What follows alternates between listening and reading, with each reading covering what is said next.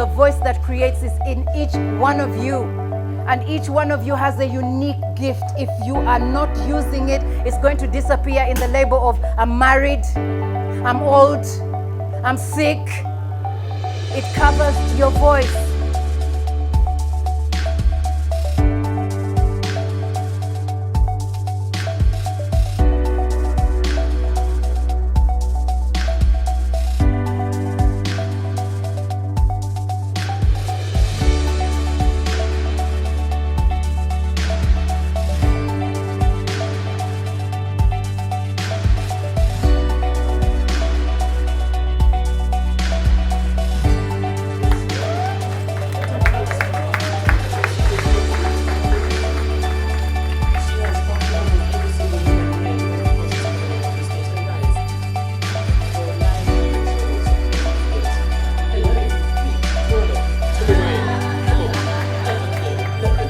Hello, Maverick women.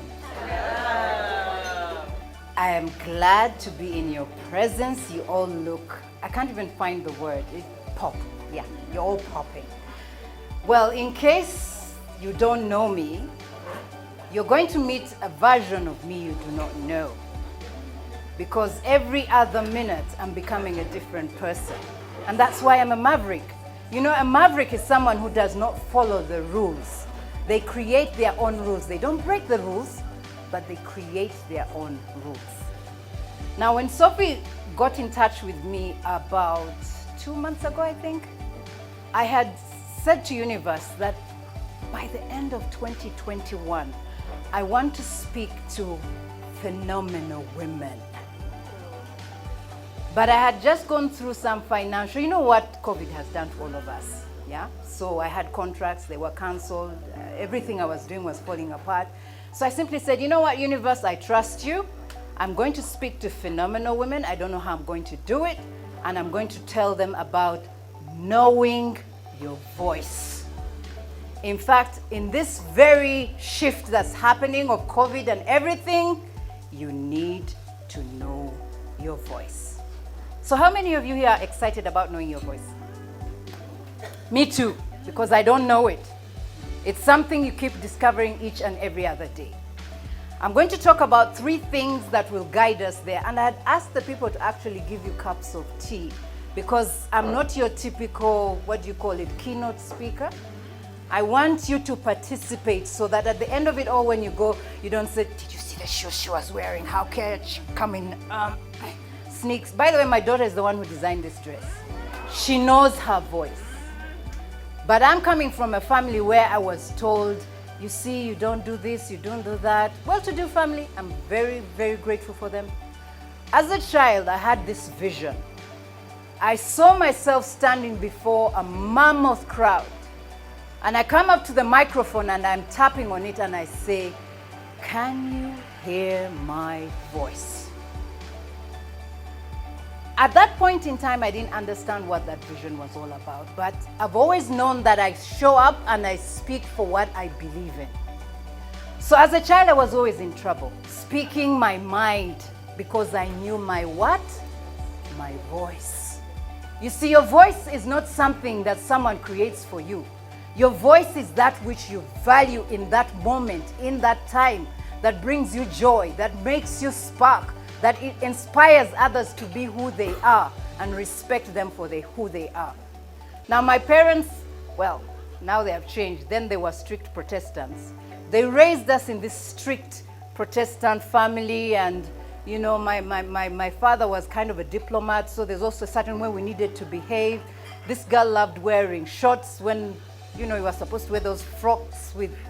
I was the opposite because I knew who my voice was. Fast forward, we were sent into boarding school. I didn't like it. I don't know how many of you send your children to boarding school, but if you do, please don't. So I was sent to boarding school because we had a challenge. My brother, who has since passed on, he's left this body, had to travel with my parents for a long time in the UK. So I was dumped in a boarding school in Busoga. Era nzolusoga ndwogera bulungi ino. So without my permission, there I was in this boarding school, this girl who knew her voice. She would show up and speak for whatever she believed in. And I was told I was going to eat posho. Posho, how? I refused to eat. I was sent to school with a full, I think I had the biggest crate of suitcase, 2 of them, grab. It was like these huge crates, 2 of them, grab. So the headmaster got to hear that night that the new girl who came refused to eat posho, put me in trouble. I was put in front of the school for the assembly, and they asked me in front of the whole school, why have you refused to eat posho? I said, it's food for dogs. Yeah. Why? Because that's all I saw the dogs eat at home. We never ate posho at home. I swear, we never ate posho at home. But because I spoke up, the headmaster said, you're so bold. Because of that, I'm bumping you to the teacher's table. From now on, you will eat with the teachers. While others were eating posho, because I knew what? My voice. Fast forward, actually another thing I hated about primary, they cut off my hair. I love my hair. Now it's thinning, but who cares? I still, you know. So they cut my hair, and I vowed that as long as I was alive, I'm going to treat my hair the way I wanted. Now, senior secondary school, I go to Namasagali College. Yes, you can express yourself, you wear the short stuff, do anything you want. That was my kind of life. But I was sickly. I was very sickly, and my parents were still traveling because of my brother. And so the best thing they could do, without my permission again, shipped me from Namasagali and took me to Trinity College, Nabingo. Boy, was I in for a shock. Very Catholic. They had some rules. Your hair had to be either in 1 bun or 4 tooths. I didn't like it because the 4 tooths made me look like I had those potato mounds on my head. So every Monday you would line up, you stand straight, your blouse had to be in place, either 1 bun or 4 tooths. That morning I said, I ain't doing the bun and I ain't doing the tooths, I am doing 2 Swahilis. And the deputy headmaster would come with a scissor. Look at you. Is your hair in place? If it wasn't, they'll cut 1 tooth, and you'd have that for the whole term. So he walks up to me that Monday morning, and I had these 2 Swahilis. And he says, Irina Cheng, what is this in your head? I said, sir, these are 4 tooths which have been immersed into 2. Chemistry says we need to merge. He looked at me and said, you know what? You look smart, you're confident, you can keep the 2 Swahilis. And from that day, Trinity College allowed girls to have Swahili 2, Swahili 1, because I knew what? My voice. Fast forward, I finished secondary school, I've gone to uni, my parents tell me, you got to be a lawyer. I said, no.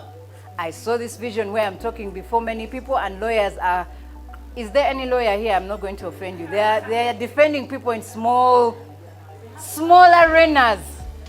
I was born to speak in a big arena, so I defied my parents. I took teaching, I became a teacher. I didn't want it, but it was giving me a bigger audience. So once again, because I knew my voice, I defied my parents. I became a teacher. Now, while I was a teacher, my parents were like, when are you getting married? When are you getting married? When are you getting married? And I'm like, when I was at uni, you told me keep off the boys. Now that I'm out of uni, you want a man. Me, I want to speak to the kids, so you'll have to wait. Fast forward, I got a near-death experience. That's why when people ask me, what happened to your skin? I said, well, I almost touched heaven and I exited quickly and came back. So in the process, I left my skin halfway through there. So that experience woke me up. I got married quickly, fulfilled the society's requirements.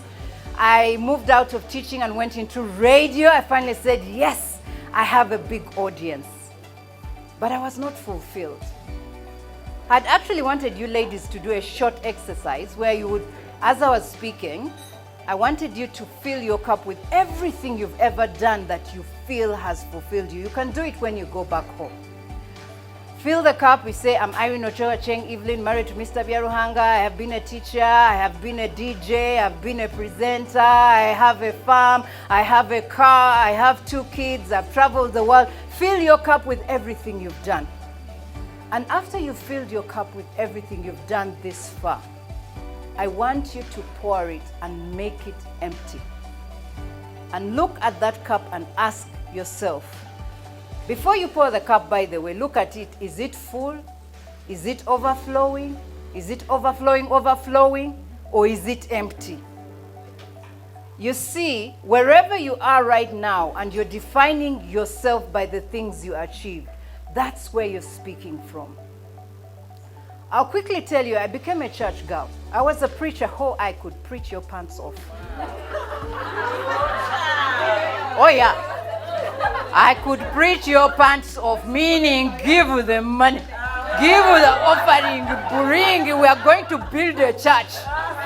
I could do that. But that wasn't my voice. I went to that voice because I had followed all of society's requirements. Get married, get a man, he's happy, you have a car, you have a house, but I was still not speaking from my voice. And so when I joined the church, I thought I was doing God a favor. But I had given my voice to fear. I was happily married, but I was fearful of losing my marriage. I don't know about you women, but I had those nights when I cried alone. But when I would show up before my parents, I would put on this face, because how dare you tell the world that things are falling apart in your marriage? As a woman, you're supposed to keep quiet. And I asked myself, what happened to this fearless girl who would speak her mind in every moment, even in marriage? So I ran to church, and guess what the pastors and prophets told me? If you don't tithe, your husband is going to leave you. If you don't tithe, your husband is going to do this. If you don't tithe, this and that is going to happen. Do you know what happened?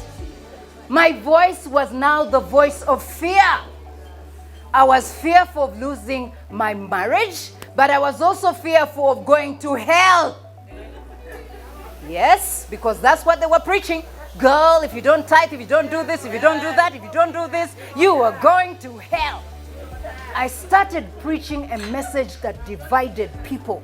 I started preaching a message, girl, if you don't get sued today, you're not going to make it to heaven. You better give your life to Jesus Christ. By the way, can I tell you a secret? I got born again when I was at campus, and I was drunk when I came before. It was at KPC. I was drunk. I don't remember what I said. I just said I liked the message. I give my life to Christ.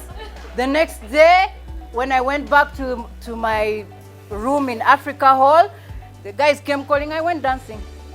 So, let's go back to that message of fear. I was so fearful of hell. I was so fearful of losing my marriage. But one day when I was in my living room doing my usual meditation, I heard the voice saying, Irene, what happened to you? The fearless girl who would speak for what are you doing dying in your own marriage because you have to conform to society? You have a voice. I quit church. She is a witness. I quit church because now as a pastor for some church in Nigeria, I don't know how to put it. If hell was real, which it is, which is what we're in right now, I died a million times. The devil has overcome her. She used us. She left church. I can assure you, from that day, I don't do church. By the way, if you're still doing church, do it. It's part of the journey. It's part of the journey. I don't do church anymore. But I do preach the message of that you are the limitless love expressing here in whatever unique gift that you have. Show up every day, because if you do not, a generation is going to disappear. I don't know which religion, but we all believe in one thing called God, don't we? Now I don't care what you call it, because it is what that lights every one of you here. And each one of you has a unique gift you are supposed to bring forward. But you're hiding behind labels. Mchala bya Ruhanga. Irene PD, Radio 1. I had to lose the voice of religion. Born again, I'm going to say it again, there's nothing wrong with it. I had to lose it to find the voice that says, You can voice whoever you want to be in any stage of your growth and evolution. But fear is what is going to prevent you from stepping to the next level. There were 2 ladies who answered the research that I sent in the group, and they said, I want to go to the next level and wisdom. Guess what? You are your own jailer. No savior is going to come out and take you to the next level. Until you see it, you cannot become it. I was lucky I had a girl called Angel Chirabo. She was an angel. She helped me in that transition. We are lucky we have the Maverick group. You need a support group to step into the next level because it is scary. The next level is going to require you to unlearn, to disrupt what society has been holding on to, the labels they have given you as a missus or a woman or religion. For me, it was religion that birthed me. It's what burnt me, but it's what birthed me.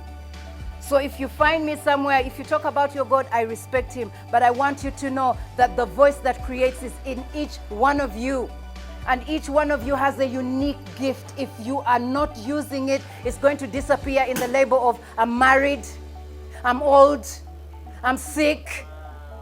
It covers your voice. So if you're here and you're looking for your voice, it has nothing to do with your experience. It has nothing to do with your qualifications. It has to do with creating a new movement so that the human experience of whoever is in your sphere is a better one. And it's going to require you to disrupt like COVID did. It is going to require you to disrupt. But to get there, you have to have a vision. She asked me yesterday, how should they call you? I don't want to be called Radio 1. I want to be called the Global Transformational Speaker.